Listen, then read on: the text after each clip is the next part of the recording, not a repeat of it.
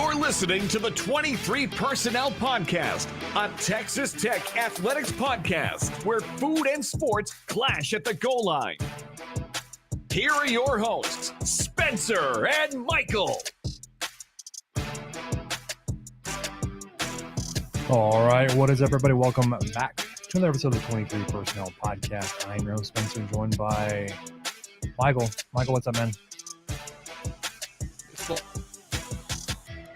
There's a basketball season game on right now. I feel like Tech has only played 3 basketball games this year. Is that right? I think there's something been like more. that. I don't even know where to go with that because Tucson just had his bell rung. Ooh. The flagrant foul, got caught with an elbow. Was spitting up blood on the court. Currently not on the court, so they got that cleaned up. He's off the locker room, getting patched up. Anyways, Tech up by 11. Kind of a rocky start. I don't know how much of the game you were watching. It was like they just sealed the baskets tonight. Like nothing was going in for anybody. It was like except for Oral Roberts. I mean, they were 8 of 16 from 3 first half. I mean, like early, like first 5 minutes. Oh, it was yeah. 4 to was 3.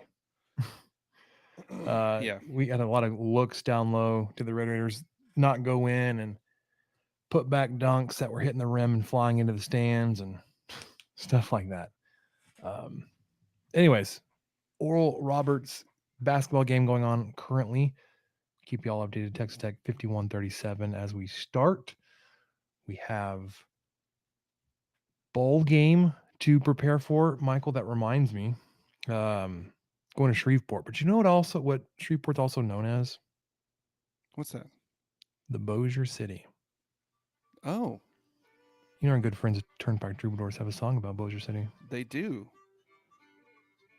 It's actually about, yeah. I'm not going to say what it's about. It's fine. Yeah. So if you're headed out to Shreveport this weekend, rock a little Turnpike. You can hear this as we get our copyright strike on the YouTube channel. It's all right. We do it for you guys. Because this is game week, we've got the Independence Bowl preview. Got your full Cal preview. Tell you why they played 3 quarterbacks. Although, are we? Do we care? Do we sympathize with that? Not at all. But we're gonna tell you why and how that shook out for them. Oh, Golden Bears. Update you quickly on portal, transfer portal in and outs. And not some of the ins are going to be normal recruits, right? Not just portal additions. But our man Micah Hudson officially signed today, so everybody can exhale there. He's heading to Lubbock. For any of us that were pessimistic and cynical enough to think that maybe something weird was gonna happen, it ain't happening, man. He's coming. I was kind of in that camp for a long time. I was like, I've been burned too many times. Well, and it wasn't even that. It was, I think there were just so many people. Oh man, when he gets here, everything will be all right. And I'm thinking, there's a lot that can happen, and also wait. I don't know about that so much. I know he's excellent. He's gonna do a great job for Texas Tech. But let's just not put everything on him. Let's not do that. Yeah, I'm sure he's gonna be great, but let's not count on him to change the offense as a true freshman, week 1. Or in the bowl game, because that was the thing people were talking about how great it was going to have for him to be here, bowl practice and all that kind of stuff. I was like, he's not even out of high school yet. Yeah, he won't even graduated. Have his shoes ready. Speaking of graduation, Texas Tech held their graduation. Lots of athletes graduated today, or at least very recently, reminding us of our graduation days. Michael, you got a graduation song in the back of your head right now? A little just the good vitamin old C. No. Old whatever it is. The procession thing. What is that one? That's what's in my head. That or what was that sunscreen song I where the don't know guy was sunscreen. talking a lot? I don't know. But Something about. Hmm. maybe maybe it just hits closer to me because I was a December graduate, December 12th, 2012. So The 11 day years ago Texas Tech today. hired Cliff Kingsbury. Yeah, it's been a minute. 11 years ago Yeah. today. Rocking out to this Congratulations. song. Yeah. Anyways, all kinds of football to get you to. Like I said, the Cal preview. Been a minute since we did one of these, and then basketball, Lady Raider and Red Raider basketball, as you mentioned, basketball game's ongoing. We'll be keeping up with that. I've said that already. Let you know how this shakes out, and then wrap it up with what do we learn. So let's go ahead and jump into football, Michael. Let's do it. Got a game coming up. We're going to do portal first, and then game. I believe all these guys we talked about last time in our last episode, but the departures from Texas Tech are plenty. The Departed. The dearly departed. Only one on defense, which is interesting. If you follow, if you're a subscriber, Patreon subscriber to the Gambling Gauchos, and they did a scholarship breakdown, how the numbers broke down. There was a pretty significant advantage in terms of just scholarship numbers, defense versus offense. Something like 15 or 16 more scholarships on defense. Well, you've got like 10 or 11 offensive guys in the portal now. So that number is going to continue to just be exaggerated. But you've got some additions coming in, which we'll get to in a second. But I'm going to run through these names really quickly. They should have already been covered last week and then before then. But Tyler Shuck, Landon Peterson, Monroe Mills, Seth Martin, Matt Keeler, Jerron Bradley, Miles Price, Nehemiah Martinez, Tyler TK King, JJ Sparkman, Loic Fungi, punter Brooke Honore, defensive back Nate Floyd, and then at least as of my understanding, the latest running back Cameron Valdez. Yeah, I didn't miss this until I saw that you added this in here. I'm a little surprised by this. What, Or, Valdez? well, maybe not too surprised actually, because the dude had what, like 20 carries on the year. It wasn't very much, was it? And Brooks No, is and coming back. he was behind Mr. Taj Brooks, Taj time, and he announced this week, that yesterday, that he was coming back. So that probably had a great deal to do with that. Maybe. Well, I guess we'll see. But I love to hear that Brooks is coming back. Love to see him take over the number one spot in terms of all-time leading rusher for Texas Tech. He is just under 1,200 yards shy of that spot now. Reminder, he's put up almost 1,500 this season so far. He's got another game to add to it before he sets his sight on what's needed for next year to grab that number one spot. Don't want to count your chickens. Don't count your chickens before they hatch. Yes, that's it. I'm not a rancher. I don't know these things, but could be looking at about 1,000 or so yards to go, and assuming health and his load is relatively similar, he's going to hit that mid-season form, man. Maybe like game 8 or 9, but love to see that. But we talked about guys going away. Guys coming back. Taj, obviously, big one. Did hear today that Caleb Rogers will be utilizing his last year of eligibility to come back to Texas Tech. So with all the departures along the offensive line, grabbing a guy that's been around and been multi-year starter for you, not a bad thing. Definitely much better this season than last when he was moved over to right tackle in a more natural spot for him. And then in terms of new guys coming in, mentioned Micah Hudson, which I know everybody's aware of this, and everybody's super excited to have him on campus and getting here pretty soon. I even think he's moving in this weekend or very, very soon. But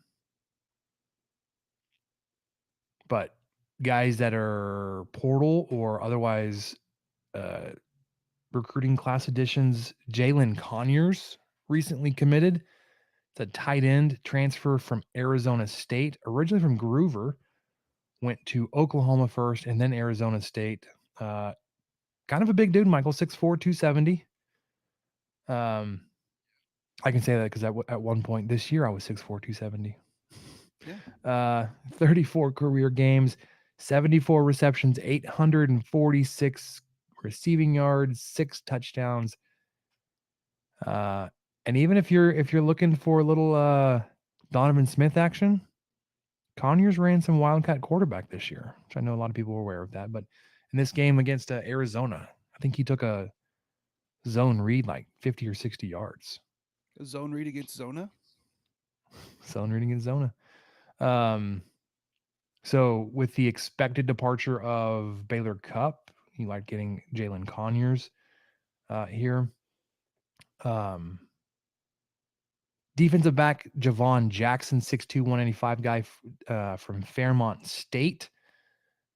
A few of these guys I'm gonna tell you about are not D1 or Power 5 guys, but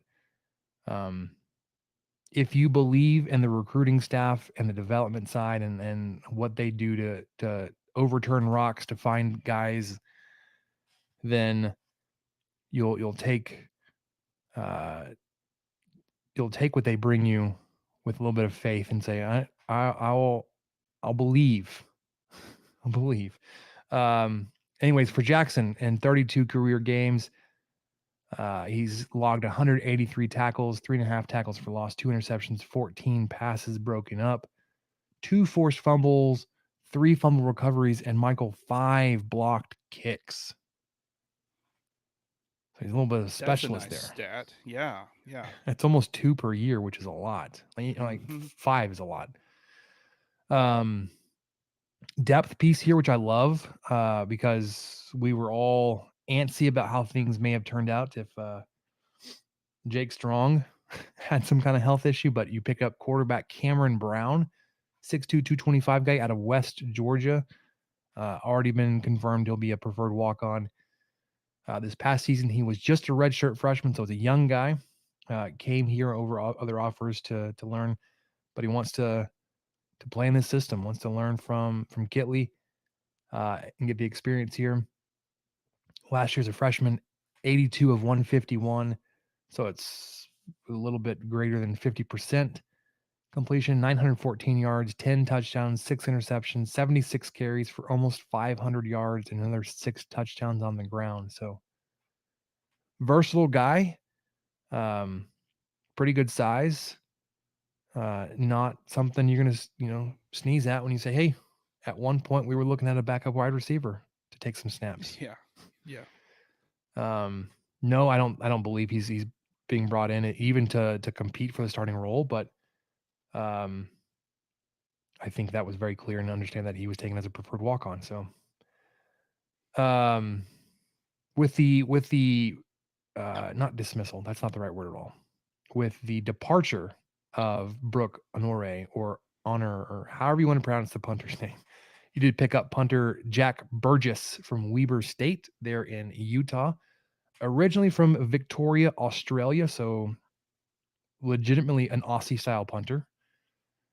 And you think like, wow, like we're just going after this Weber State kid, but like he has a leg, dude. He may be the next McNamara. Last season, 54 punts, averaged greater than 47 yards per punt. Michael, do you know how much McNamara averaged? I think he 47 yards per was he punt. 40? Really? Okay, I thought it was in the 45 range. Wow. Yeah, had a long of 70. That was one of those kicks that just hit the ground and then rolled. He had 20 of more than 50 yards, and he pinned the opposing team inside their own 20 21 times.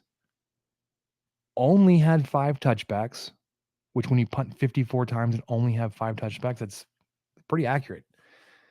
None of them were blocked. So They were, I don't know if you saw this, but there was a highlight clip, I think of a the low last light. season. Yeah, a low light where the poor long snapper for Weber State Yeah. was just having issues all season. And I think it was just this season, but there were um, five really, really wild snaps that there was no way Burgess was going to be able to cover. And I think all of them ended up in safeties, or maybe not all of them, but pretty close. I think they went way Yeah, and I out of the think end zone. one, Wait on his decision slightly. it's like, I need somebody that can snap with the ball. Yeah. You can't hold that against him. One, smart that he's able to get to preserve at least the 5 points that you would have given up if it were a touchdown versus a safety.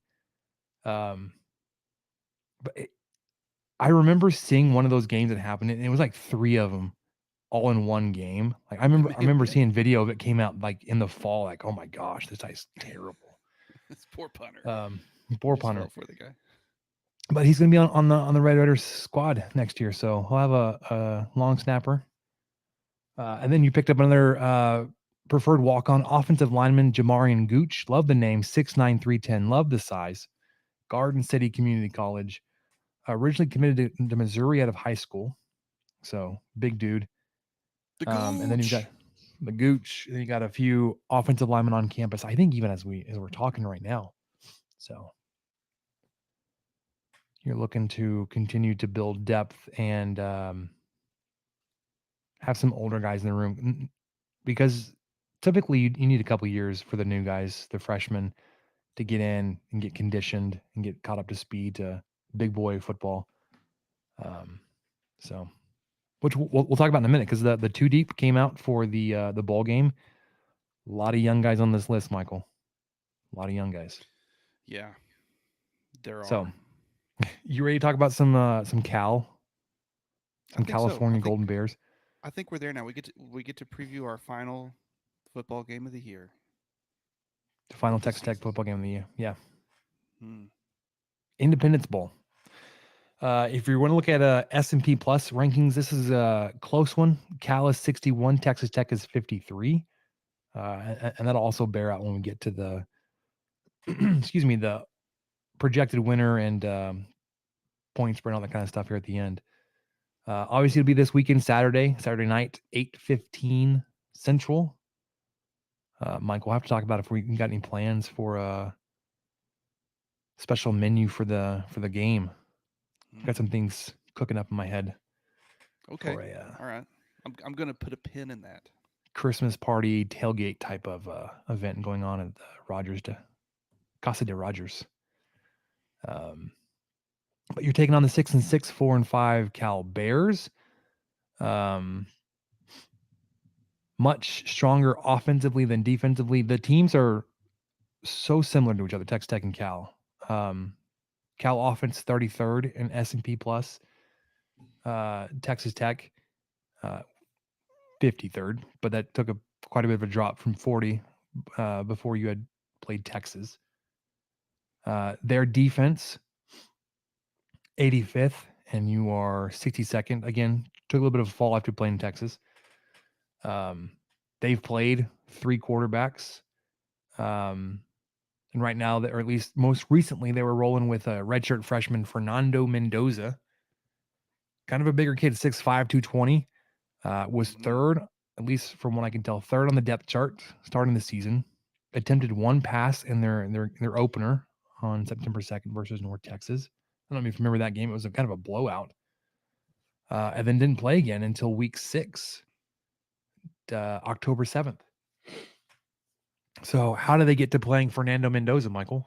Well, Sam Jackson V was their opening day starter. He's actually a transfer from TCU. Was injured in quarter number 2. Does that sound familiar? Oh man, yes. It sounds like Shuck going down last year against Montana State or whoever it was.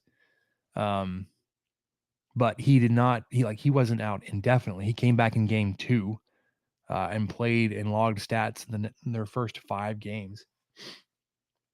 When Jackson went down in the first game, Ben Finley came in. Jackson was starter for game 2. Finley was starter for game 3 versus Washington, which was a tall task because, as you know, Washington's in the playoff this year. But Finley got hurt in that game. He threw an interception, and in the ensuing return, I believe he made the tackle, but was injured in that play. This opened the door for Jackson to come back in. Jackson was starter in game 4 and 5, and then wasn't injured for game 6 when they took on Oregon State, but Mendoza comes in as a starter against Oregon State. The write-ups and everything I had seen had said that they were Jackson and Finley were both healthy, but they were just having some consistency issues going back and forth. Nobody had really stood out and taken control of the job. And Justin Wilcox said, "Hey, let's roll with the new guy. Let's roll with the young gun." And then they lost 4 in a row. Lost 4 in a row, but did end on what was it, like a 3-1 streak there at the end to secure bowl eligibility with Mendoza. He started the last 6 games of the season, or 5 games, whatever it was. Went 131 of 210, so just about 62.5% completion percentage, 1,447 yards, 13 touchdowns, 7 interceptions. You know what those numbers are awfully close to, Michael? Baron Morton's numbers. Yeah. Without them in front of me, like I think they're within 50 passing yards of each other. Their touchdown to interception numbers are about the same. Mendoza's not a runner. 37 carries on the season, 80 total yards, 2 touchdowns, a long of 16. So very similar games, it seems like. Agree, but a lot smaller sample size, yet he has almost the same stats. Well, right, yeah. So they have a pretty decent offense. I mean, really, they especially do. Points per game and everything. So I'm not too surprised by that. Yeah, they're scoring almost 32 points per game. They've got a really good rushing attack, a really good running back. So Jaden Ott is their leading rusher, sophomore, 6 foot 200. So not the big guy that Jonathan Brooks. Oh, he's bigger too, but Taj Brooks. But Ott for Cal, 229 carries, 1,260 yards, 5.5 yards per carry, 11 touchdowns. That's serious. Very similar, and except for fewer carries, very similar to Brooks. Ott also has a 99-yard touchdown return, so he's been used on kickoff returns. Their backup running back carried the ball more than Valdez did, but has a ton of touchdowns. Isaiah Afonso, senior, 5'9", 205, 70 carries, so he's carrying it, what is that, 3+ times fewer. So, 3.5 to 1 carry disparity between Ott to Afonso. But he's got 365 yards, 5.2 yards per carry, 7 touchdowns. So 1 in every 10 carries for Afonso is a touchdown. Receiving offense, fairly balanced between their top 4 guys. Jeremiah Hunter, Trond Grizel, which is just a fantastic name, Taj Davis, and tight end Jack Indries. Which is kind of an unfortunate name, but all fairly similar in size. Taj Davis is the smallest at 6'1", 205. Tight end is the biggest, 6'4", 230. But then Hunter and Grizel are 6'2" and 6'4". Leading receiver Hunter has 58 catches, 669 yards, 11.5 yards per catch, 7 touchdowns. Grizel, their second guy, has 510 yards, 14.5 yards per catch, 5 touchdowns.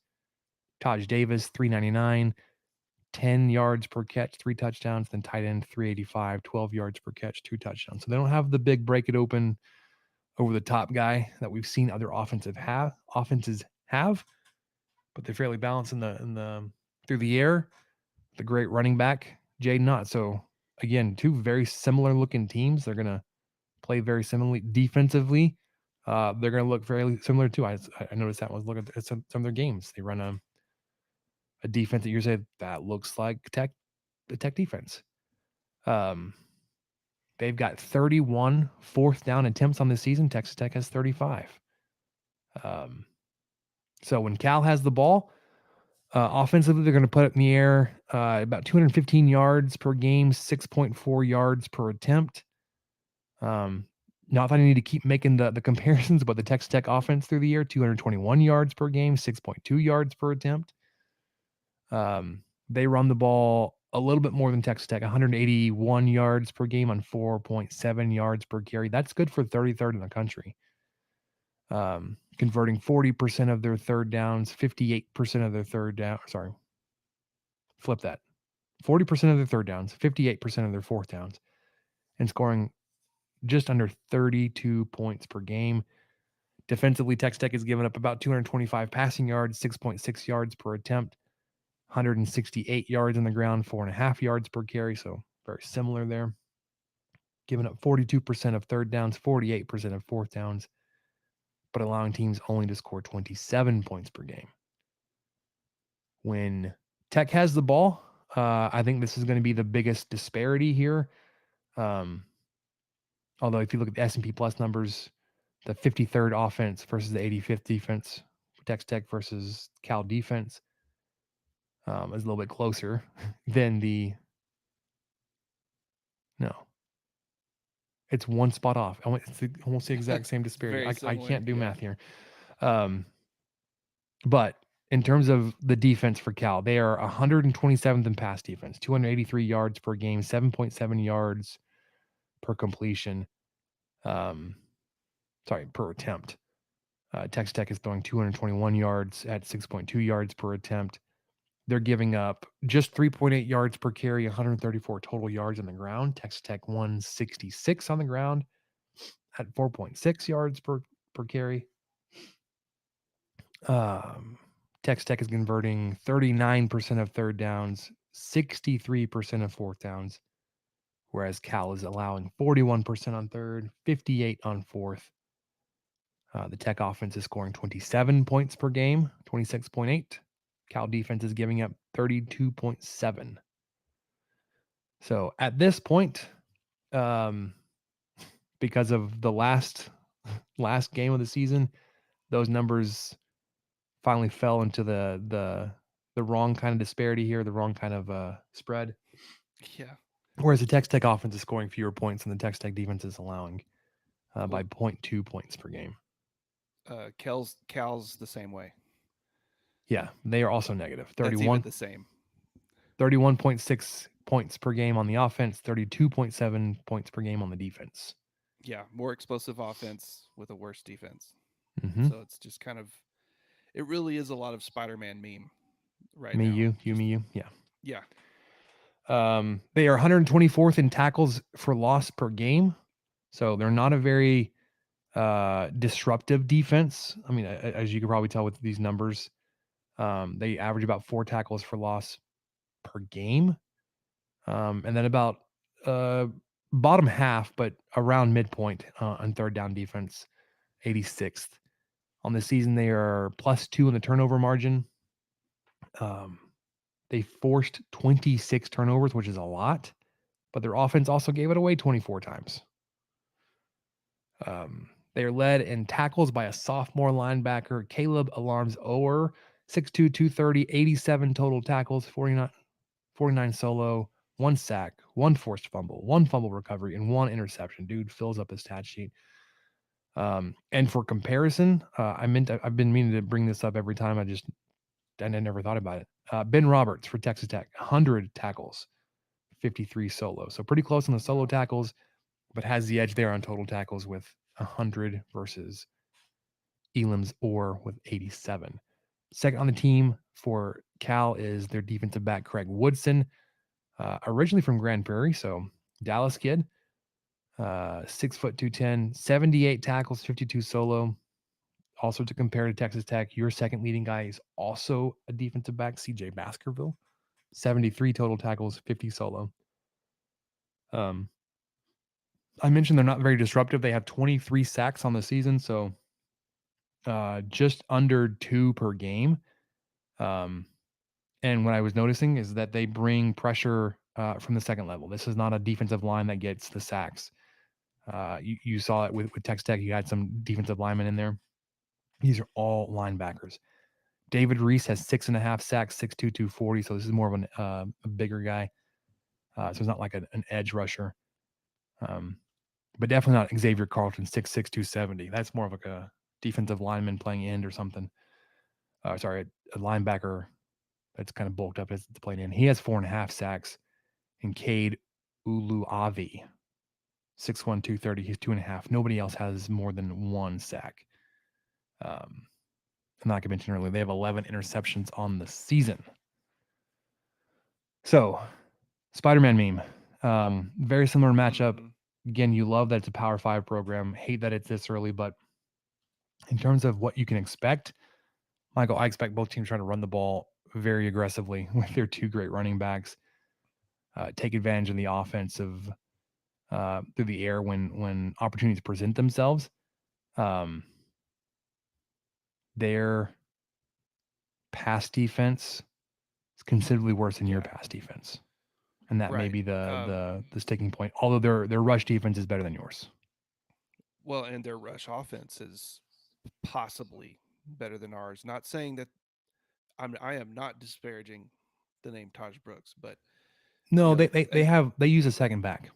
That's what it is. And as you mentioned, this team, they came in, what are they, 30 something in the country in yards per game? 33. Yeah. So coming in averaging 181 yards. I mean, this is a full 12 game season. These guys run the ball and they run it effectively. And as you brought up too, I mean, I would love for Tech to take advantage of, Cal's deficiency on passing defense, but are they going to be able to with this many young guys running around out there that haven't seen as much action and haven't played probably, I don't know. There's some of these guys, 3 or 4 of them between them may have only played 10 snaps, 20. That's a good point. We talked about I'd mentioned the 2 deepers release. Let's go through that real quick. Because there are going to be a lot of young guys, and we talked about they have a second running back on the 2 deep that was released just this week. I would assume after the Cameron Valdez in the portal news, Valdez is still listed as a second running back, which may mean it may just be Brooks. Yeah. So for our purposes, I bolded the freshman in the 2 deep, and then I put stars on true freshmen. So Michael, that's more for your benefit, but we'll go through this. We'll talk about who the freshmen are and the true freshmen that will be in the 2 deep for the bowl game. So obviously your starting quarterback is going to be Baron Morton, backed up by Jake Strong, true freshman.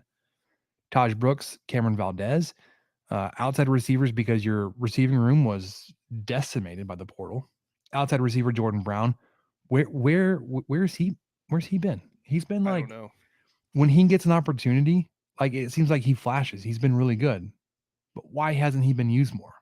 Especially when you hear about all the things that were wrong with the wide receiver room this year. It's like, I hope there wasn't more to the story why he wasn't playing more, but this is a perfect opportunity for him to show what he can bring for this game and obviously the future for Red Raider football. So on the outside receiver, Jordan Brown, Brady Boyd. Inside Xavier White, backed up by Kelby Valson, true freshman. Redshirting this year, but obviously has the eligibility to get in the game and not have to burn a red shirt. Heard great things about him so far. Dre McCray and Brady Boyd at the other inside receiver. So you did hear Brady Boyd's name listed twice there. Outside receiver and inside receiver backup. And then on the other outside receiver, Coy Eakin and DJ Crest, another true freshman receiver. Tight end, no surprises here. Mason Tharp, Baylor Cup, Henry Teeter in that order. Offensive line gets a little iffy because of the Monroe Mills announcement. Left tackle will be Ty Buchanan, backed up by Matt Keeler. Also kind of a surprise that he's still there. Listed in the 2 deep as a guy that's in the portal, unless he's already announced he's not going anywhere. I don't remember. Maybe so. Left guard, Jacoby Jackson, Cole Spencer. Center, Dennis Wilburn, backed up by Sheridan Wilson, true freshman. Right guard, Rusty Stats, backed up by Caden Carr, true freshman. Right tackle Caleb Rogers, who we mentioned will be back next year, backed up by Daniel Sill, true freshman.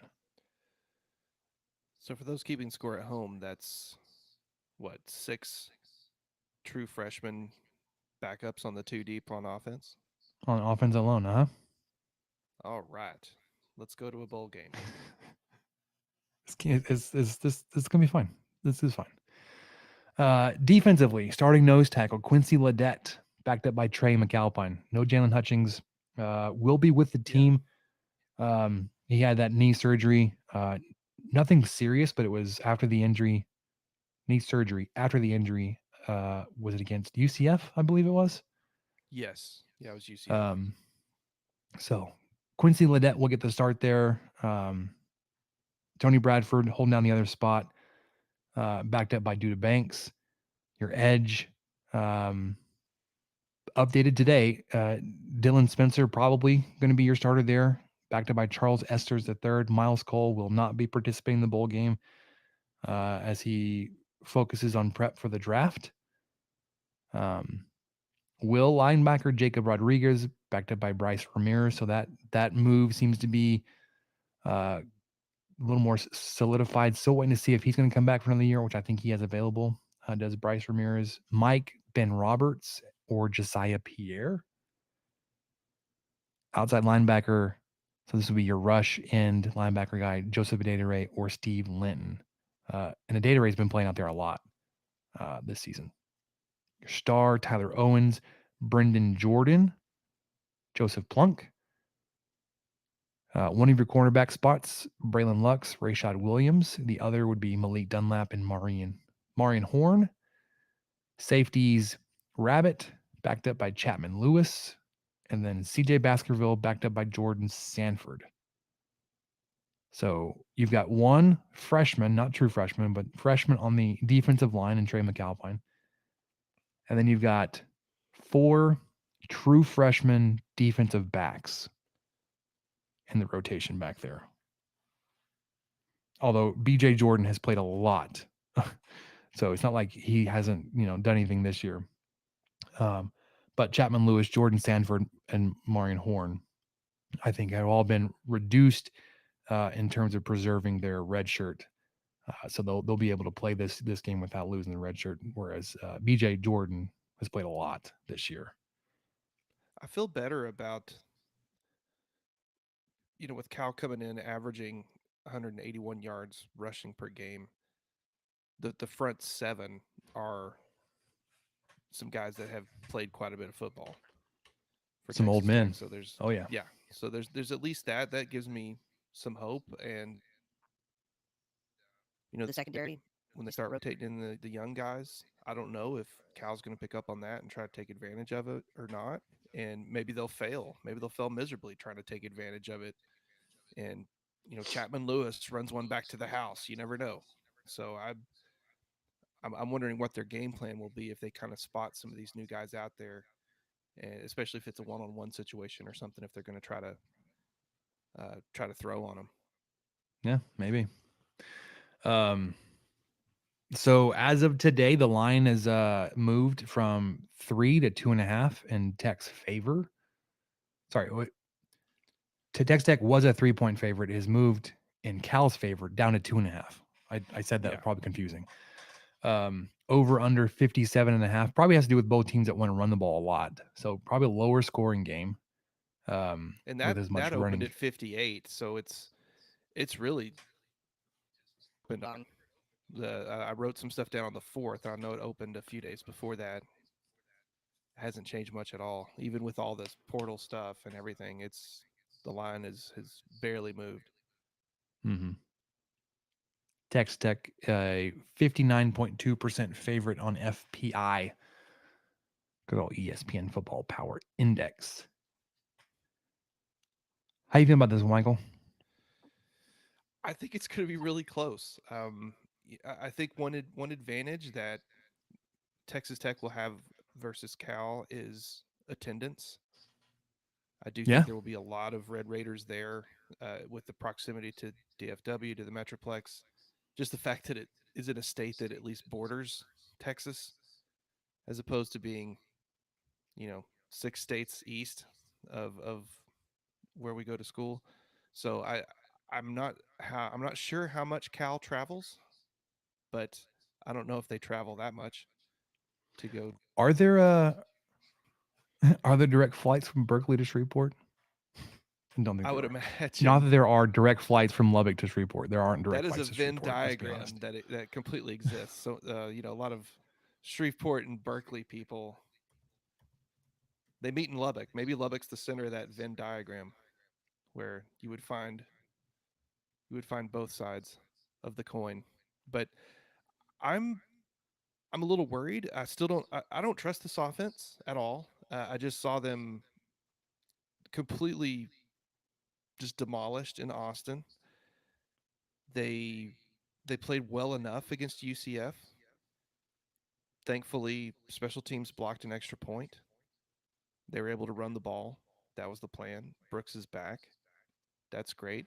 Cal's rushing defense isn't terrible. I mean, they're only allowing 134 yards per game, Right. 3.8 yards per carry. I mean, that's too.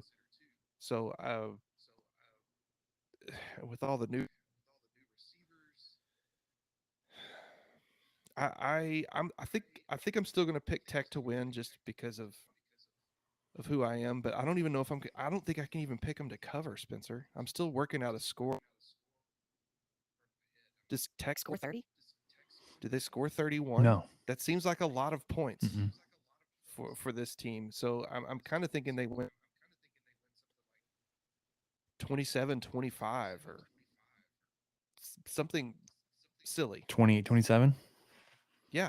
A Tech win, but not a 28 cover. 28 would be good. Yeah. 28-27 sounds like I'm going to go 27-25 and someone missed a PAT somewhere. Or a try for two Yeah. There you for whatever reason. Because maybe it goes to overtime and you need the 2-point conversion attempts. go. Right. Um, The only thing that makes me, I mean, I'm as confident as I can be, I guess. But something that makes me confident is just what I mentioned before: the fans, the fact that a bit of folks in the stadium. I was trying to be one of those folks, but it just didn't really work out. That's I a wanted to long way support to you on go. that. I wanted to go with you. I know, but obligations and this time of year, there's a lot of family things going on, and yeah, we really looked into it, and I had a hotel reserved and everything just in case, and it just didn't work out. But Yeah, we were gonna road trip it up we Saturday were, man. morning. We're going to spend Gonna hit the road 16 solid road trip hours together, and just then playing share a hotel nothing but room and road Rob trip Bro. bingo. Yeah, some Rob Bro road trip games. Yeah, Which he's very we have to defensive call of. him. He's very defensive. Um, I like road trip games. I played, what was the okay, here's one one I we were played. doing? You go first. No, I'm thinking about it. It was like, so it was on the way back from Andrews. Um, Oh, with you and Rob? yeah, when we called that football game, I guess it was last fall. It's been a minute. Um, and basically, like, you would take, shoot, I don't know. I'm doing this. Did we go alphabetically and you just had to name a movie that started with that letter? See that, I would love that. Or if we had to use the last letter of the movie title we gave to be the first letter of the one that the other person had to guess. That's exactly what I was getting into because I was on to go to San Antonio several years ago, and their Radio stations plays this bumper to bumper. That's in the evenings. I guess on the I guess during 5 o'clock traffic, and that's exactly exactly their their bit is the name of the song. the last letter in the name of the song. The second song has to start, and so the guy I was with him. I kept trying to guess what the next song was going to be because it was a classic rock station. So we had a pretty good idea of Mhm. what they would probably play, and I think we hit a few of them right. But that's something I would do. That'd be fun. What did you? I think I completely talked over you predicting your score. You might should say it again. No, I haven't said it yet. It's fine. I was Okay, I was okay. the number I gave earlier. I was going to go 28-27. Not like a missed extra point, but it's going to come down to like a defensive stand. I think. I don't think you're going to see a team. I don't think you're going to see Texas Tech come from behind 21-27 to score the last touchdown. What I think is going to happen is, it may be like 28-24. You hold Cal, they have to go for a field goal and hope for the onside or something. That they need points. I don't that feels backwards. Maybe it's like, they have some kind of goofy score, like 28-20. They score a touchdown. They decide to, that doesn't make sense either. Because why wouldn't you go for 2 to tie the game? I was wondering. Maybe it's 28-21. They scored a touchdown. They go for 2 and miss it. I don't know. I think your defense is going to come up here and hold them. Whether it's 3 touchdowns and 2 field goals, or a missed extra point, or a failed 2-point conversion, because maybe it does go to overtime. Like, maybe with the 8 p.m. kick and the running clock, with how much these teams are going to run the ball, they're going to like, let's get out of this thing early. Let's get out of here. So lower scoring game, both of us mid to low 50s. Texas Tech winning but not covering. Honestly, Michael, I was thinking about this today. I was like, I would probably be frustrated in the moment, but like, I don't think I would be really all that upset if Tech loses this game, which I think is the point of a bowl game, right? Like, you're just going to have fun, and one more game, and everything, all that will go out the window once, the, the kickoff's in the air. You're like, oh, now we got to win this game. Yeah, you're exactly right. Yeah, But reason goes out the window when that happens. I'm just looking forward to a football game. One more game in the season is what we were hoping for, working what the team was working for. But just gonna have a good time. Be late. We'll probably have an instant reaction. I can't confirm or deny or commit to that, because it's going to be like a 11:30 or midnight final whistle. I know. I can't confirm to still being awake, depending on how the game's going. Yeah, if it's in like I'm the good. Texas I'll game, be at home, Spencer. If you want to, I'll be home too. We'll knock it out. It also could be like I said, 11:45 midnight. We're like, yeah. Will we be coherent? Maybe not, but we'll be home, so we could give it a shot. Hey, speaking of giving a shot, let's talk about basketball, man. Okay.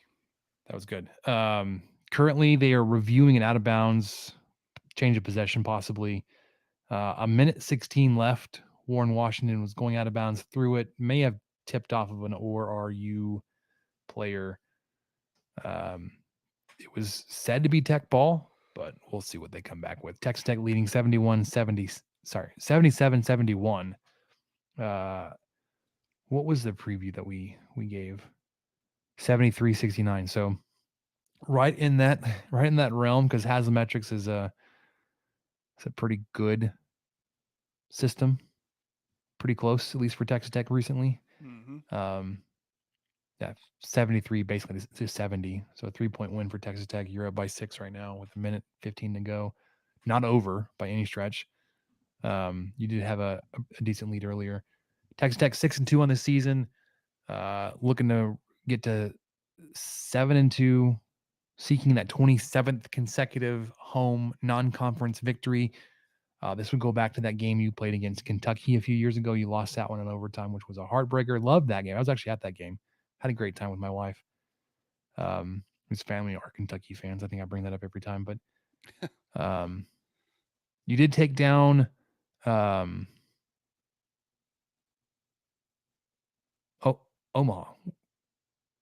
It was Omaha, right? Yes. Last week, which we right. We came on recorded after Wednesday that game. night. Yeah. Yeah, with illness in the family. And to tell you how that went, Michael, we had to buy Lysol wipes, Lysol spray, bleach, laundry sanitizer. Like, it was a mess, hot mess express. And it came back with a vengeance Saturday night. No, I say that it wasn't bad. It was contained to one child, which knock on wood, grateful that was the extent of it. But it was the 3-year-old. There's no concept of what's happening. Can barely tell you what's going on. Anyways, Saturday night it was bad. He ended up having like some really bad stomach cramps, and he couldn't tell me what's going on. He was just wailing. I was like, I don't know how to help you. I'm so sorry. Please, bro. And then and I heard his stomach grumble. I was like, I understand what's going on. I'm so sorry, but there's nothing I can do for you. Yeah. Anyways, Let it out.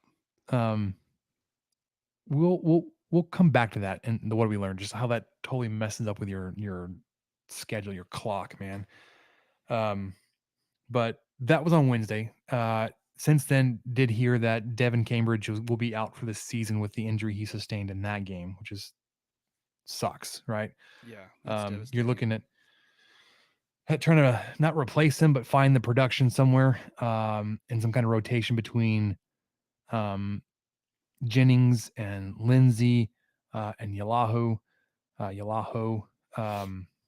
Tonight they went with Jennings, and Yep. obviously still trying to get. I mean,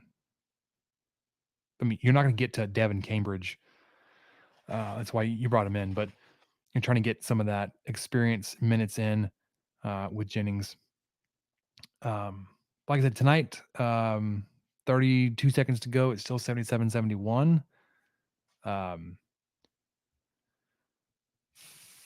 You had, like I said earlier, had a rough start to the game. It felt like the baskets were closed until you took a timeout. You got the tech back out there, adjusted everything, tightened them down, or loosened them back up. Don't know how that works. Whatever it was that was keeping it going in, they changed it. But you were shooting tonight, not great. You're at 40% from the field so far on the game. Sorry, 39.7%, 40% and a half. Not great from 3, 10 of 29. Kerwin Walton, though, still trying to find his role, to stake his claim on some playing time. 4 of 7 from 3, 5 of 8 from the field. He's added 17 points. You've got 3 guys in double figures. Walton leading your scores tonight with 17. Warren Washington at 16. Darian Williams at 15. Pop Isaac still trying to find his shot, man. He's 2 of 12 on the night. 1 of 7 from 3. And then Joe Toussaint, 4 of 10 from the floor, 9 points, and 1 of 4 from beyond the arc. Free throw shooting, not terrible, 15 of 20, 75%. You would have hoped to get to the free throw line a little bit more frequently than you had. But you're hitting your free throws now. You're icing this game and extending your lead. It's up to 80-71 right now. Defensively, Oral Roberts has had a couple of guys go off on him. You got Kareem Thompson, 19 points. Jalen Bedford, 26 points. Bedford is 6 of 8 from 3, 9 of 16 from the floor. So he's not been great not shooting threes. And then Kareem Thompson, 5 of 7 from 3, 6 of 12 from the floor. Isaac McBride just hit another 3. He's only 3 of 10. Shane Weaver, 1 of 8. So, shooting wise, like you've held them, Oral Roberts to, I say held them. They shot 45% for the game. Yeah. 46% from 3, 100% on free throws, but they've only shot 4 free throws. They are not an aggressive get to the paint type of offense. They are volume jump shooters, but they are shooters. So, when you shoot 45, 46%, those aren't bad shots to take. But on close games, you need more than 4 field goal attempts. And it looks like Texas Tech wins this one 82-74. So you do move to 7-2 on the season, and you keep that home win streak alive versus non-conference opponents. But it's games like this that are going to help you with your tournament resume down the line, your experience going to Big 12 play, because Big 12 play is going to be just a rock fight, dude. It's going to be Yes. 2 nights a week where you're just going to be beating the ever living hell out of somebody else. Because I mean, not like you're going to be blowing people out. The fight in these games is going to be just tough.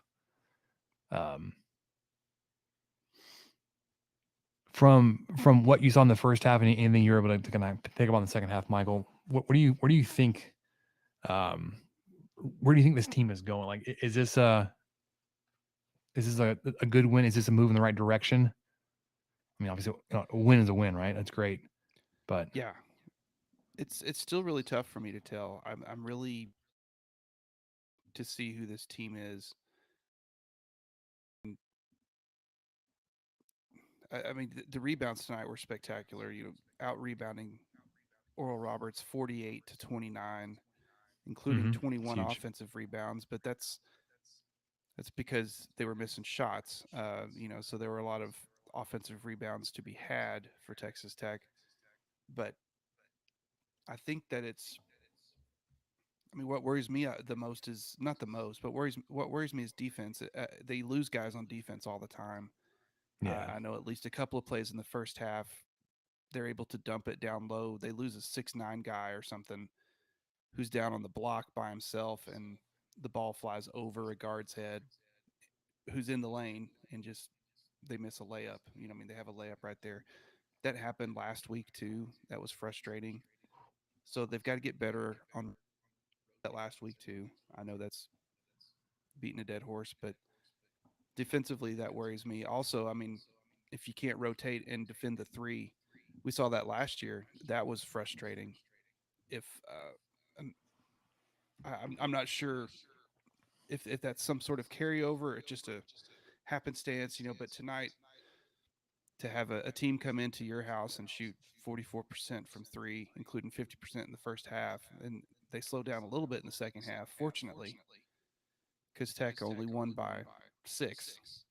So that could have really hurt him if they just hit a couple more threes. And Oral Roberts, for whatever reason, I guess they weren't aggressive enough going into the paint.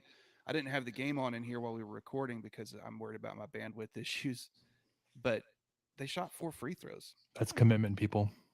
Yeah. Yeah, that's right. Commitment to the pod. But yeah, Oral Roberts shot 4 free throws. I don't think they shot any in the first half.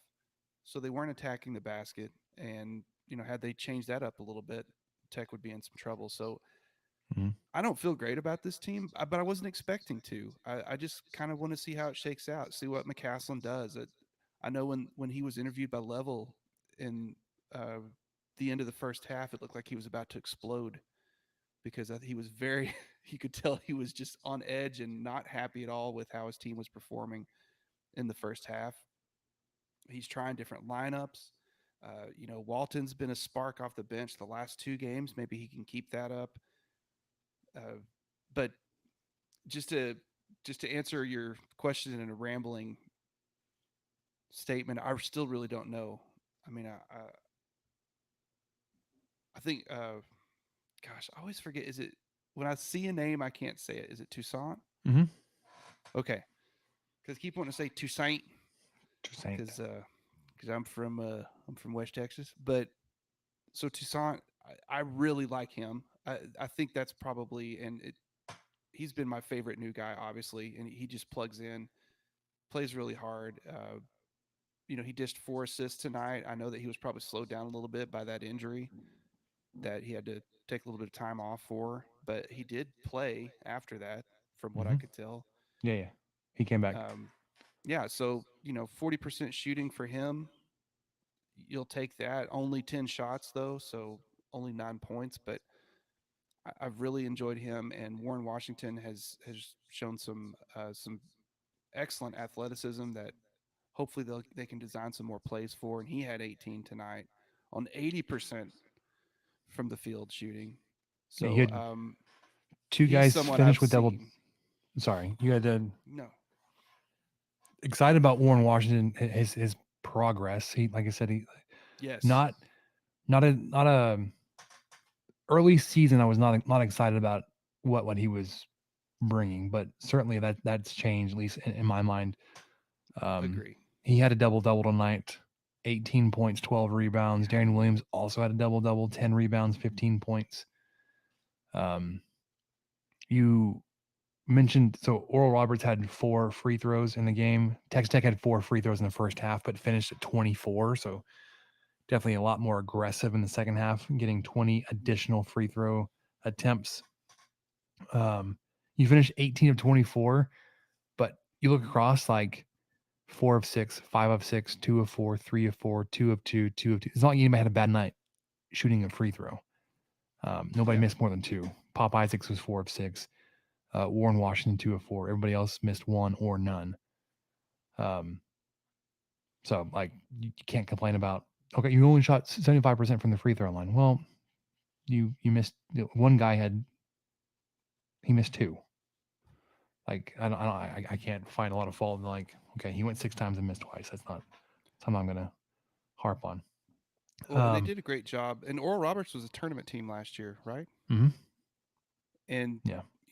both of these teams tonight had 8 turnovers. So Texas Tech wasn't able to really get the ball out of Oral Roberts' hands. They played some smart basketball. So you'd like to see that go up, but I mean, I think that's what's really helped Tech is having Toussaint in there. He had 1 turnover tonight. I think he's really helped this offense keep keep the ball in their own hands and not shoot themselves in the foot before they even get to the 3-point line. Yeah, and then go back to the point about they just weren't aggressive. You led points in the paint 32 to 16. Um, the rebounding advantage certainly helped out. Second chance points 25 to 9 in your favor. Um, they had more steals and more blocks, but didn't turn those into fast break points. Both teams only had 5. So when you did turn the ball over, you didn't let it, it didn't snowball anything. It didn't have any kind of big change in the momentum for you, at least negatively. Another trend. This is twice in a row now. You finished the game 3-ish minutes without a Yeah, field goal. I was looking at that. I mean, luckily they were fouling intentionally, and so Tech was able to make from some free throws and keep that score moving. But yeah, almost 4 minutes without a field goal. Yeah, it was your last field goal was a Warren Washington layup with 3:20 to go. Before that was a Curran Walton 3-pointer, Warren Washington layup, but then it was free throw, free throw, free throw, free throw, free throw. Yeah, Um, so obviously you need your offense to be able to score late. Um, because it's up on my phone. I read the recap real quick. Another offense that scored late to win the game, Michael. hmm. My Dallas Mavericks. They hit a Don't rub it 3. in. My Spurs are on they It's a have 16 or 17 still game. it's 17 now. Oh They my have still gosh. not won a game since November 2nd. Well, my Oh, and get Mavericks. this. My Get Mavericks are this. 15-8. So this happened to me while I was talking to a coworker today. I got a notification on my watch from the Score app, which is what I use to keep up with scores and notify me when games go or starting and all that kind of stuff. Mm-hmm. And it said something like Spurs center to be out rest of the year with ACL injury. Uh-oh. And I was thinking, oh my gosh. And then I open it up and it's not Wembanyama. It's not Wemby. It's some guy on the Austin Spurs, the G League team. And I about had a heart attack. Like, you guys, You gotta You gotta write these clarify that. notifications better, because I opened it and at first it was a name I didn't recognize, and I thought, well, okay, maybe there's a backup center I don't know on the Spurs. And then I Sure. click the article and I start reading, and it's something about the Austin Spurs. Like, well, damn it, no wonder I don't know who this guy Clickbait. is. They got Come you. on, that make me have a heart attack. Anyway, Yeah. so yeah, good. They Way to were go, Mavericks. Way to they go, were Mavs. Really happy for y'all. hosting LeBron James and the Lakers, man. And I watched the first half, waiting for the Tech game to start. Samantha was working around the house, and I was kind of just holding the kids down so she could get some stuff done. And the two youngest fell asleep on me. I was like, "This is great. I don't have to go anywhere. I'm helping Let's watch some basketball. watch the I'm basketball." helping. I'm helping. The first half was super entertaining. It's Texas. Mavericks went into halftime 71-61. That's a lot of points, man. Yeah, I know. It's like Um, you get almost whiplash yeah, it's like because back and forth. I've watched way more college basketball the last 6 or 7 years than pros, and anytime I watch pros, I'm just like, this is nuts. It's because I don't have a lot of experience. I don't watch a lot of pro basketball. It's like more the one partial game I'll watch until like June. Yeah, like there's like very little defense played. At least it feels that way. You just run down there, pass the ball around for a couple seconds, and shoot it. And because they're professionals, like they make a ton of their shots. It's Yeah. like they run up the court, shoot, they run back, defend for a few seconds. They get the ball, go back up the court. It's like yeah, whiplash is a good term for you. Just like back and forth, and like it feels like teams can go on runs just so quickly because like if you miss one shot, like okay, now you're down 6 points. Mm-hmm. Um, Yeah, the crowds will get into it too. I'm worried, man, because the Lakers are headed to San Antonio next. I think they play a couple games there yeah, next. I think they're doing what do they call that? The rodeo or something, where you play all three Texas teams. Rodeo they road were trip, something like that. they were talking about the NBA national, like they were just like there's the blurb on the screen said NBA national broadcast schedule. It was Lakers. Like, guys, I know there are that's 31 other teams you can follow. there are, but thankfully because they're playing the Lakers, I might be able to watch my Spurs play on. That's a good point. A- I was able to watch it because it wasn't on Bally Sports Southwest. It was on TNT. Yeah, that's exactly it. So I'll get to see my Spurs play the Lakers 6:30 on ESPN on Friday, and they may have already dropped another one, so it might be my 3-20 Spurs versus the 15-10 Lakers. Ugh. Yeah. We'll see. I may have to find something to do during that time. Well, you could probably pick up a Lady Raider stream. Well, They Lady play on Raiders play Friday? tomorrow night. They play so they tomorrow haven't night. played. Speaking of, They haven't played since our last recording, but they are 10-0 on this season. Wednesday the 13th, Education Day. Early tip, 11:30. if you go to that game, take ear protection. Is Little McDonald going to this game? No, she is not. Which is a shame. She would probably really enjoy it because she'd know what to do and everything, and because she likes to tell her friends This is what when to you do. We're kind of working on that. Yeah. Hey, this is when you cheer, and this is what This you is when say. you put your guns up, people. Do it. It's so sweet. She knows the kind of the melody and the cadence of the fight song, Mhm. but she does not know the words. But it doesn't stop her from saying words. And so I like her. I like her words. They're great. She'll hear me sing it, and then yeah, she's like, "No, that's still not how I'm going to sing it. I'm going to make up my own words." I almost hate to admit this. I'm still working with Grayson on some of his Texas Tech fandom stuff because he'll talk about like watching the Texas game. Like, I know. the what? She Well, was yeah. She was genuinely confused the other day. Well, we want Texas to win, right? And I'm like, no. We want Texas Tech to win. No, we want Texas Tech. This is different. We don't Yeah. want orange. We don't like orange. No. I thought if I talk in colors, maybe that'll help drive the point home. But anyway, later we're taking on Incarnate Word tomorrow, 11:30 a.m. tip, and then heading out to Maui next week.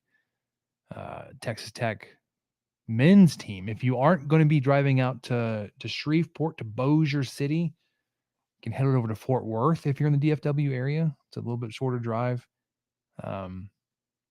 That game will be getting close to being over by the time kickoff is coming around. So wrap up that game and find out where your spot is to watch the football game. But they will be taking on Vanderbilt, 4-5 Vanderbilt in Dickies Arena, 6:30 ESPN Plus. Quick little preview. Texas Tech is a comfortable favorite in this game, more so than even tonight versus Oral Roberts. They were a little more than a 3-point favorite tonight. They are a 14-point favorite against the Doors. Yeah, the Doors had a rough start. They, I mean, quite. I don't want to say literally because I try not to, but they had a rough start. Home opener against Presbyterian. Have you heard of Presbyterian, Spencer? Me No. neither. They lost it. They lost their home opener against Presbyterian. They lost to San Francisco. Yeah, they lost to San Francisco, and they also lost to schools I've heard of: NC State, Arizona State, Boston College. So not a great start for the Doors. And 208 in Ken Palm right now. Adjusted offense of 149, adjusted defense of 276, adjusted tempo of 305. So they're going to try to slow this game down. Maybe not intentionally. Maybe just because they hold the ball until someone has to shoot it. And those numbers they don't actually want to play defense because they're bad at it. Yeah, those numbers are actually pretty similar to Oral Roberts. They're Ken Palm 170, adjusted offense 102. Vanderbilt's is 149, defense 268 for Oral Roberts versus 276 for Vanderbilt. Tempo a little bit slower for Vanderbilt, 305 to 296. So, but pretty significant advantage for Tech. One, you're going to have a little bit greater presence there in Fort Worth than will Vanderbilt. Yep. I don't and know. then after Some that, of them might be in Shreveport. Yeah, it may be light people in Shreveport. And then after that, you'll be off until the 21st. You'll be hosting UT Arlington, 1 p.m.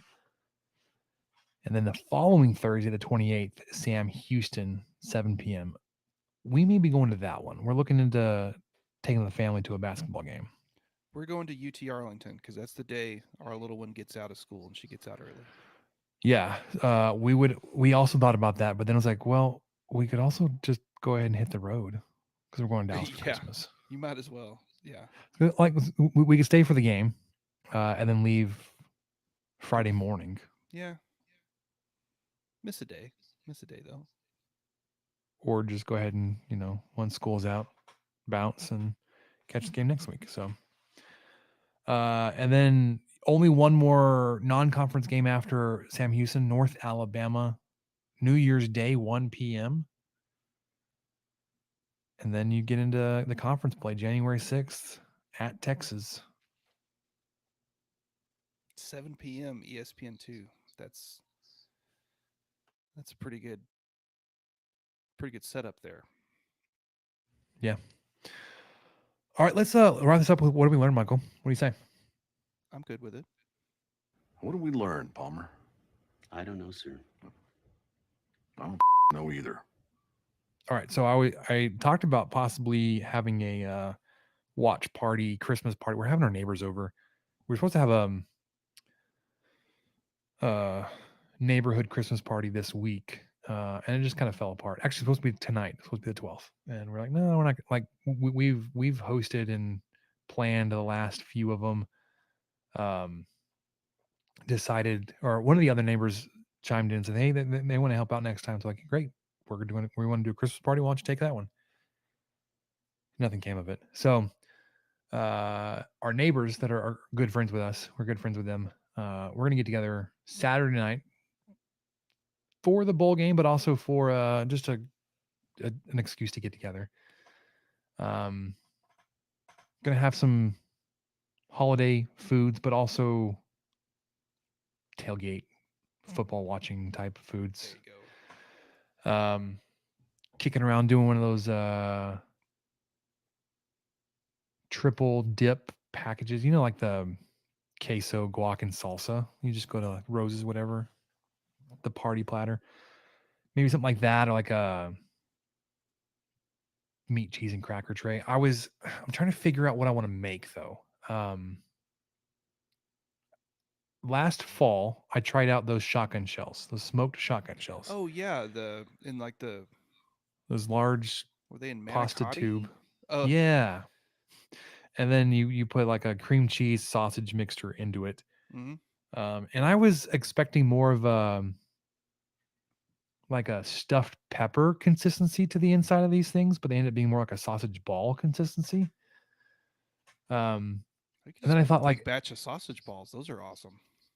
I could. It's kind of that And then time of year for that too. I Man, thought I like, but love I'd be the sausage balls. only one that would eat that. I was like, Ah, I don't want to do that. Sausage balls, maybe we get somebody else that would pick on those. So I'm actually really like I don't have a lot of great ideas. I was hoping to hear maybe if you were having a game watching something or another that you had a menu item I could pick your brain on.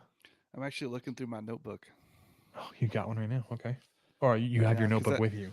well, I had it sitting here from last week when I shared my Surefire St. Louis spare ribs. Uh, oh, man,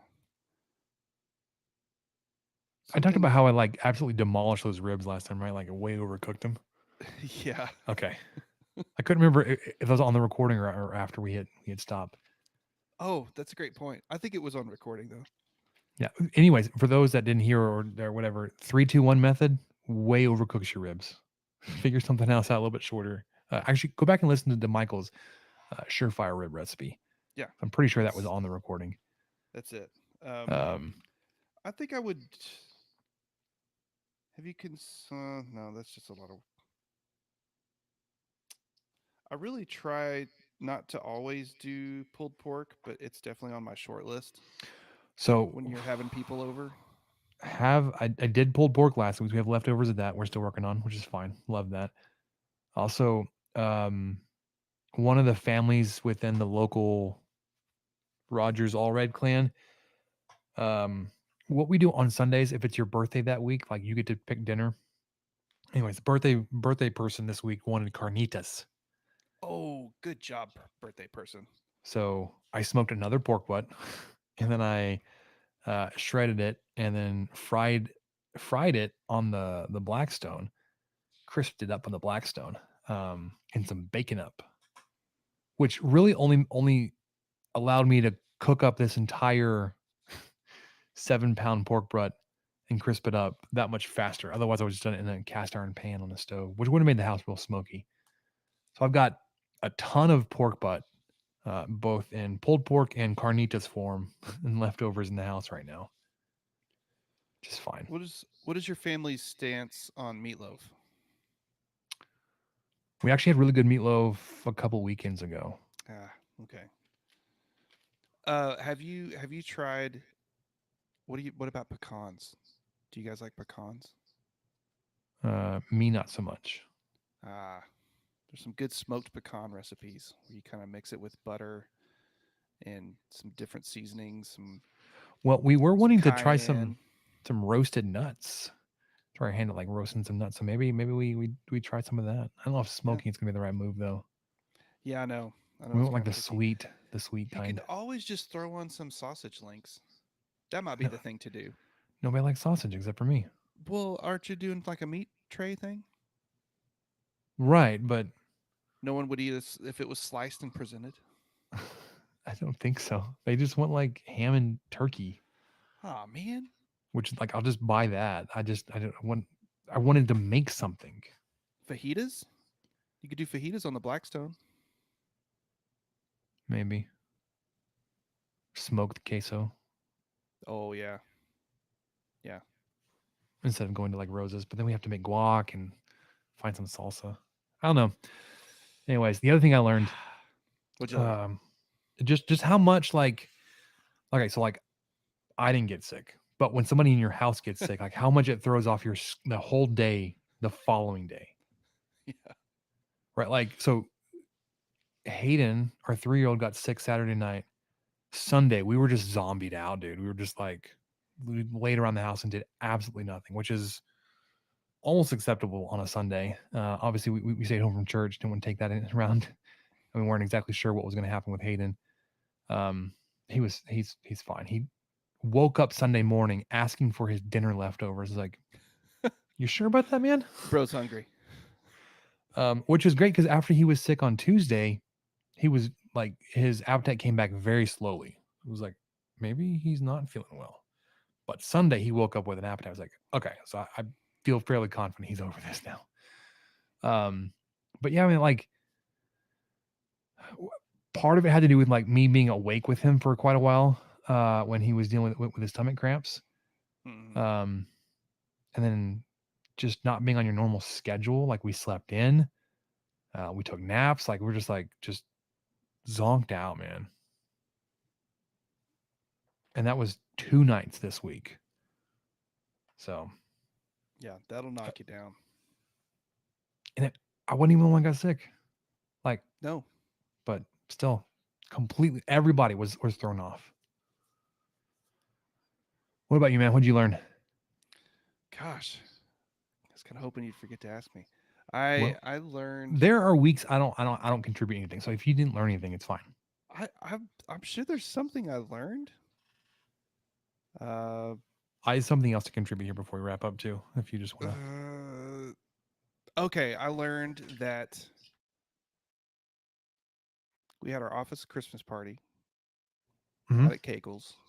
Ooh, good choice. Kegel's makes a fine steak. I mean, they really do. It's not. I don't know if it's going to be. You know, there's probably a lot of people out there who are snobs about it or something, but for our Christmas party, it was kind of a buffet situation. So they cooked them all beforehand Mhm. and had them in there. And even though they did that, and the steaks are kind of thinner, but they also cover the entire plate. So I don't feel like I was getting cheated by in any way. I mean, it's still like a big steak, but it was a perfect medium/medium rare the whole way through it. And Which is surprising with how thin they had those to cook steaks are. so many. Yeah. And then they're all stacked on top of each other in that thing, Mhm. you know? So anyway, It's like they do this for a living. yeah, I do think sometimes they can kind of over season it, but man, I don't mind if the seasoning is good, bring it on. And they have a good seasoning out there. So hats off to Kegel's for another more than solid Christmas party. And our ladies up front who organize it, they picked a different building for us this year, and it was perfect. It was like the perfect size because we've kind of switched to going back to them. You know, we kind of have a pattern of where we go, and so this is our second year back at Kegel's, and How last big is year your group?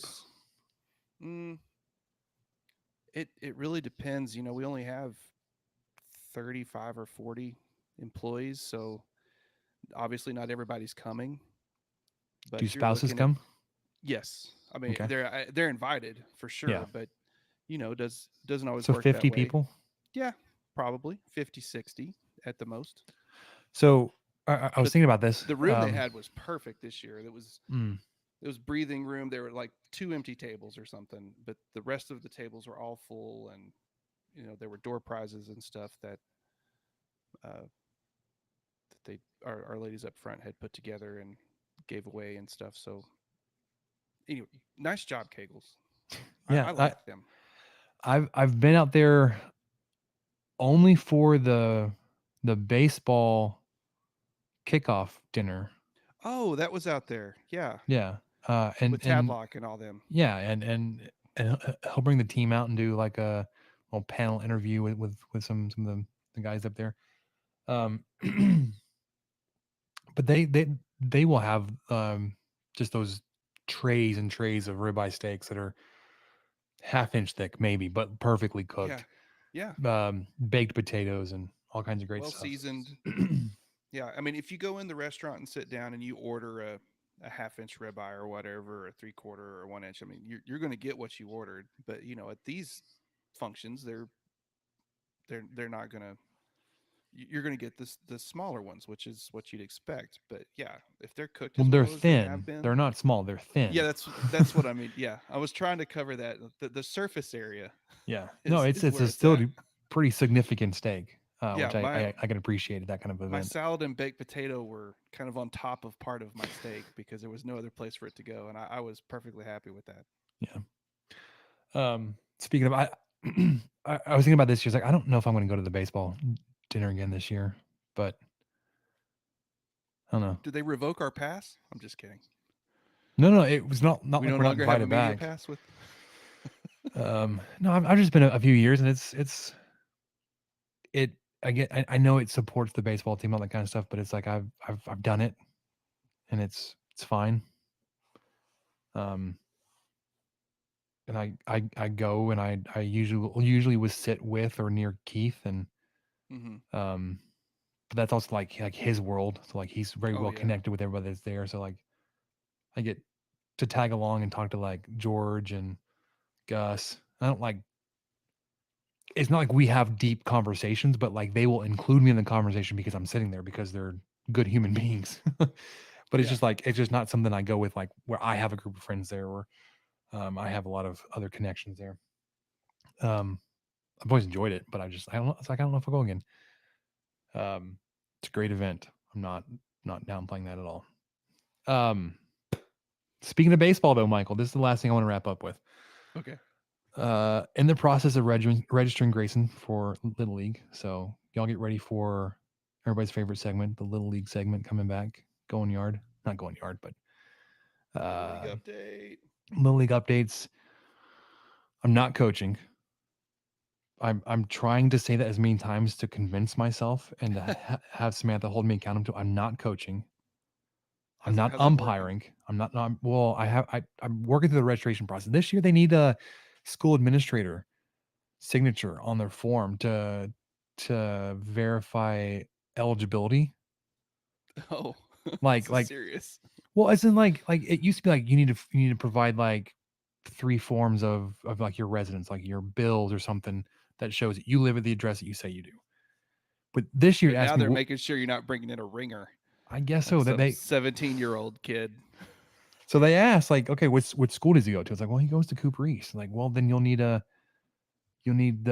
administrator of the school to verify his enrollment as of October 1st. It's like, okay. Anyways, I'm working through that. Once I do that, I can't really sign up to be a volunteer anymore to coach or anything. But I'm not coaching, not doing that again. I may help out at practices because I'll already be at practice, but I'll be like a dad that will play catch during warmups. But I will not coach the team. You will not coach the team. Will not coach because Samantha will need help at the games outside the fence Yeah, with 2 that's little right. children. I have to 2 be out kids. there with her. You will not coach the team. Not coach the team. I am not going to umpire, I'm just gonna which keep would be negatively reinforcing this. Trying which to would help take you. me away from even more take me away from Samantha and the kids. I was able to do it this year because it was just Finley was small enough. Like she wasn't going anywhere. Right. Yeah. And we didn't have Grayson scheduled to juggle either. But if Grayson has games and practices all that kind of stuff, I'm not going to fit in. Not going to fit in umpiring around that. But the league got me somewhere else, Michael. They asked me to serve on the Concessions? board. No, on the board. Oh, you're on the board. Look at you. So I will go to board meetings. There are very few of those, but there are board meetings. And then I will sign up for board duty at the fields that I hope to coordinate with games. At least most like I can coordinate with Grayson's schedule. Whether that means I will go and open up the fields before teams arrive for warming up and concessions, all that kind of stuff, or if I'll be there late to shut everything down. But those would be my in-season responsibilities. But meetings start tomorrow. I have a board meeting tomorrow. Baseball finds a way. Little League finds a way. I'm on the Little League board, which I'm actually excited about. So I have that tomorrow night. Gonna rule with an iron fist. You're gonna create some new rules. You're gonna get some. I don't. Got some Here's the plans. thing. I don't know how open they are to change. And like the changes I would want would be to bring it more to like to level out the playing field. And I don't know how open current board is to that, because it seems like they don't really care. Like they will. The league is set up in a way that they kind of turn their back. Or like, oh, that didn't happen. I didn't see that. In terms of like drafting and trading teams and players, all that kind of stuff, on how teams are built. Because every year there are two teams that are basically the same every single year with the same coaches and same kids. Like you can only freeze as number like 3 players. And if it's an open draft where everybody can draft players, why do these two teams always have the same kids on them? Well, it's because they trade as many times as they want and nobody says anything. I'm not going to rock the boat. I'm not going to do it. Okay. But You're also not gonna coach the team. I'm not going to coach the team. I'm not going to do it. I will sit back. I hope Grayson's a classmate that plays a lot. And her dad coaches, and I'd be ecstatic if he ended up on her team. Not because they win a lot of games, but because I like him and I like the way that he conducts himself and his teams. Like he does it for the right reasons and enjoys doing it. Like you can act like you can see it. He enjoys being there for the kids. He enjoys teaching the game, and it's not an a-hole. Whereas we were on a team that loved the kids and wasn't so much concerned with winning, but like it was just a drag, man. But I like this other guy. So if he ended up on that team, I wouldn't mind if we won once or twice. I also wouldn't mind if he got some decent coaching from somebody out there too, because like he's done listening to me. He's done listening to me. Anyway, so y'all strap in for some Little League updates, board edition this year. As that's right around the corner. So Chairman of the anyways, board. You're just gonna have to change that music to some form of Frank Sinatra. I don't think I get it. That was his nickname. He was the chairman of the board. Oh, okay. See, I don't know Sinatra enough to know that kind of Start spreading the news. thing. Anyways, that'll do it for us on this week's episode of the 23 Personnel Podcast. Getting y'all ready for the Independence Bowl versus Cal. Both picking Texas Tech to win close games. A close game. Recap the basketball game tonight. Get you ready for the one on Saturday versus Vanderbilt. That'll do it. For Michael, I'm Spencer. We'll catch you guys next time. Thank you for listening to the 23 Personnel Podcast. Help us out by subscribing, rating the show, and leaving a review. Follow us on Twitter at 23 Personnel, Spencer at Punt Suck, and Michael at Michael_LBK. Be sure to catch the next episode. And until then, guns up and let the tortillas fly.